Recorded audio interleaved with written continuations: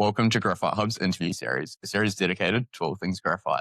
Now, we're here today at CarbonScape's facility in Blenheim, New Zealand, and I'm joined by Chief Technology Officer Heinrich Badenhorst, who's going to discuss how we turn wood chips into graphite. So welcome, Heinrich. Thanks very much for having me. It's a pleasure to be here. Let's start off basic terms. How do you actually do this? How do you turn wood chips into graphite? Right. So we have a thermocatalytic process that we use. So basically, we take in the biomass, then we convert it into charcoal by pyrolyzing it. Then we add a catalyst. We mix those two together. We put it through a heating step in a RHK or a roller hearth kiln. And then that material is post-processed. So we remove the catalyst, purify it, shape it, and coat it. And so how long would that usually take from start to finish? So at this facility, it takes about a week from start to finish. But the beauty of our process is that at full scale, commercial scale, it will be a continuous process. And so material will be continuously entering and continuously exiting. So there isn't a batch time like there is for conventional synthetic graphite where it has to be fired, loaded, fired over sometimes even weeks and then cool down. Ours from start to finish takes hours. You're running, is it 3 tons a year through it? Yeah, nominally, if we operate 24/7, we can do 3 tons per year. And so we're supplying that into potential customer testing and validation of the product. Looking at your process, the conventional synthetic process route, you're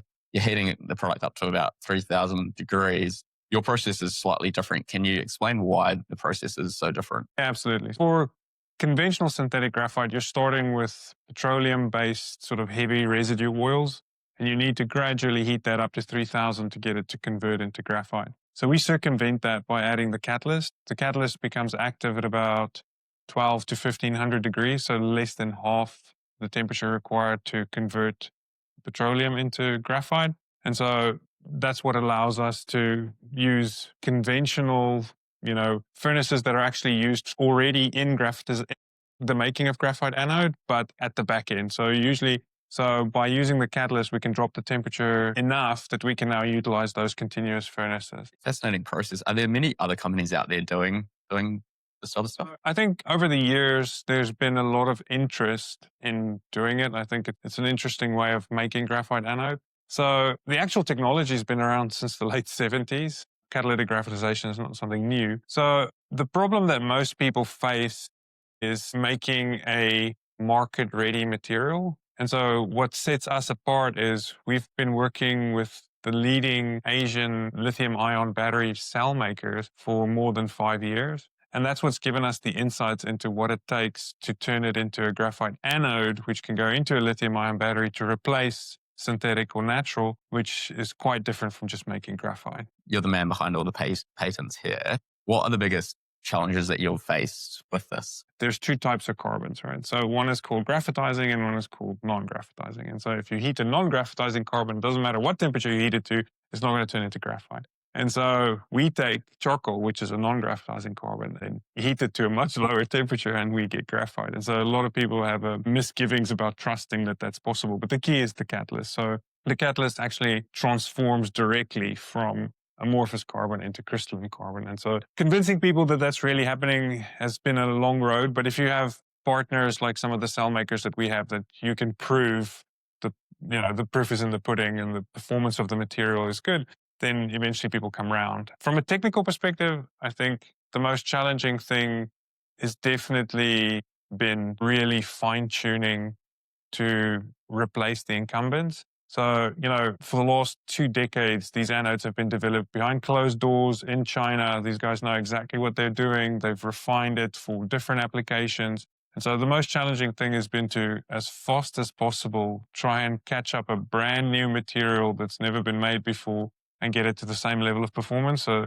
that's been very challenging. But I think the key is working with the cell makers. And how do you ensure the quality and consistency at your scale? So that's probably one of the biggest issues that most people have, because they seem to think that, anything bio is unreliable and it's variable. I think we're lucky in the sense that for 2 reasons. So because we pyrolyze, we pretty much strip off everything that's there. So you just end up with a carbon backbone. And as long as the catalyst can interact with that carbon, you're fine. And then by controlling the catalyst, we control the outcome, right? So the catalyst properties determine the graphite properties. And so in that way, we're completely independent of whatever biomass we choose to use. But in terms of repeatability and consistency, we still check every single step, right? So for every process that does a transformation, so like after pyrolysis, we have quality controls on the fixed carbon, the density of the material that we produce. And for each step, we have these quality control checks that we execute here on the facility to make sure that everything from the surface area to the impurities is controlled to the specs that the cell makers require. Have you been receiving positive feedback from the cell makers? Yes. I think in all regards, we have a material that is pretty much on par with natural graphite. In certain respects, it's better. Because of the development that's been done to synthetic, in specific applications, you have to be really focused in whether you want to focus on charge rate or cycle life or energy density. They're all different and they all have different applications. And I think that's where we're still sort of developing our product to find the ideal product market fit, to find the ideal niche or application where the properties of that material really shine. We really believe that we have a unique combination here because it's a material that nobody has ever seen before. And that's kind of what excites the cell makers a lot because, like I said, it's been 20 years for the other graphites and they're pretty much optimized to maximum capacity. Whereas for us, it's kind of a double-edged sword, unfortunately. So you have this opportunity to create something new that's niche and that could, be very applicable to a specific application. But on the other end, you got to find it. And so you've got to keep searching until you find that match. So looking ahead, what sort of technical milestones are you working on at the moment? What's keeping you busy? We want to be sure that we can get to market as quickly as possible. So a lot of the focus is around how we can accelerate going from what we have here to going to a full-scale commercial facility. And then the last thing is kind of those finding that niche and making sure that we have a product that allows us to get maximum value, but also maximum benefit for the cell maker and finding out what settings and what conditions produce the material. Because that's where we're lucky is that, if you mine natural graphite, it's the vein you get or the ore you get is the ore you get. And for synthetic, there's not that much they can do. There's a couple of different cokes and pitches you can do. But for us, we have sort of maximum flexibility in a range of settings in our process that allow us to change the outcome. And so that's definitely the thing is to now really lock that down and get a supply contract in place. And so we see a lot in the market these days around the cost of production and how companies can be competitive with China. How does the cost of production work for CarbonScape compared to the traditional synthetic process and natural graphite? Yeah, I think that's a very valid question. I think the market position at the moment with what's happening in China is quite tough. There's quite a bit of oversupply of material, and so prices are quite low. I think compared to synthetic, because we have advantages like half the temperature that we require, so we can do continuous throughput furnaces, our capex to opex ratio is quite attractive. And so for the most part, I think that especially in Europe and the US, we are extremely cost competitive with the synthetic alternatives that are available there and that are being developed. And so I think that from the start, we realized that it's not enough to be the biographite or the green graphite. And you have to be cost competitive and you have to be able to compete with the other products on the market, not just on performance, not just on environmental, but also on price. So we've tried to